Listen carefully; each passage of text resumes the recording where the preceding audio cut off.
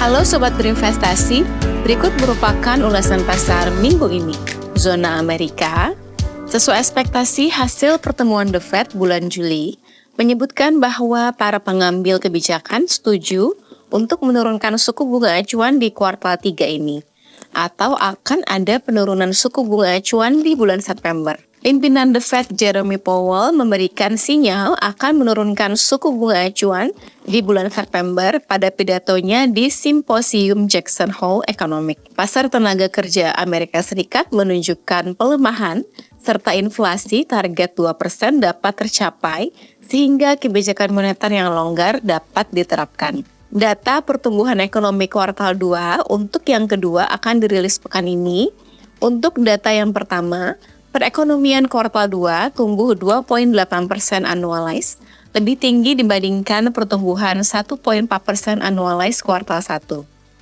Data pendapatan dan pengeluaran personal bulan Juli akan dirilis pekan ini, diprediksi masing-masing tumbuh 0,2% dan 0,5% month-on-month versus pertumbuhan 0,2% dan 0,3% month-on-month bulan Juni. Zona Indonesia, data pertumbuhan kredit bulan Juli masih cukup kuat, tumbuh 12,4% year on year versus pertumbuhan 12,36% year on year bulan Juni. Sesuai ekspektasi, Bank Indonesia belum menurunkan suku bunga acuan.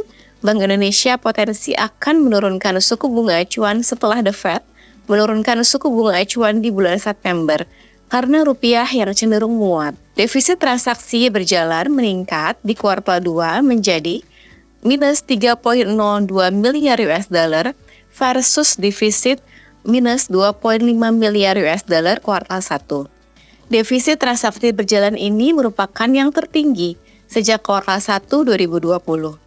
Defisit transaksi berjalan mencerminkan 0,9% terhadap PDB.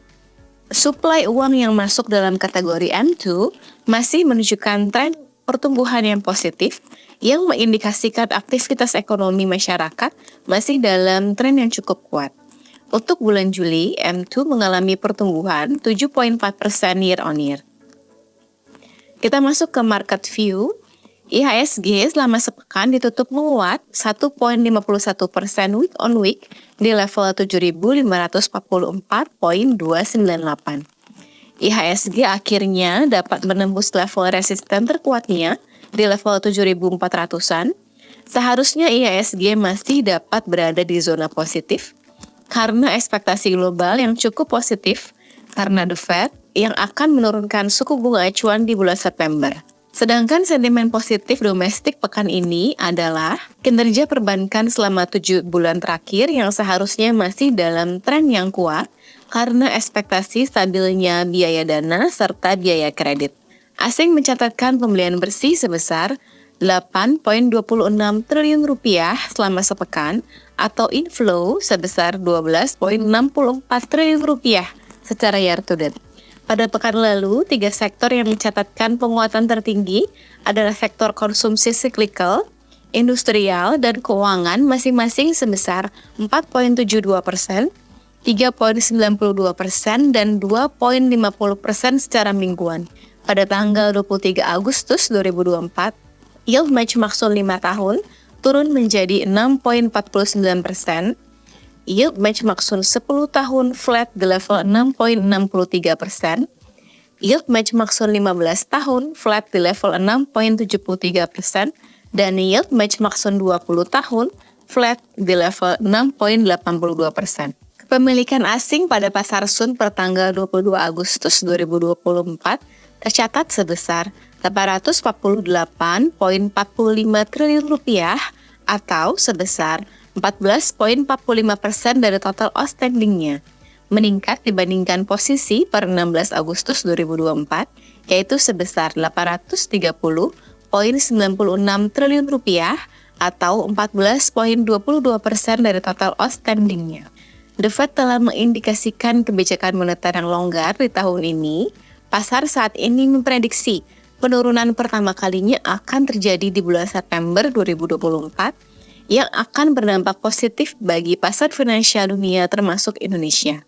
Tampaknya Amerika Serikat akan lebih mengalami soft landing karena untuk tahun ini ekonomi diprediksi masih tumbuh 2,1% year on year, sedangkan tahun 2025 diprediksi tumbuh 2% year on year. Bank Indonesia juga diprediksi akan mengimplementasikan kebijakan moneter yang longgar di tahun ini yang akan berdampak positif bagi pertumbuhan ekonomi Indonesia. Pasar obligasi akan bereaksi positif terlebih dahulu akibat perbaikan kondisi makroekonomi yang akan diikuti positifnya kinerja di IHSG. Sobat berinvestasi, tetaplah berinvestasi.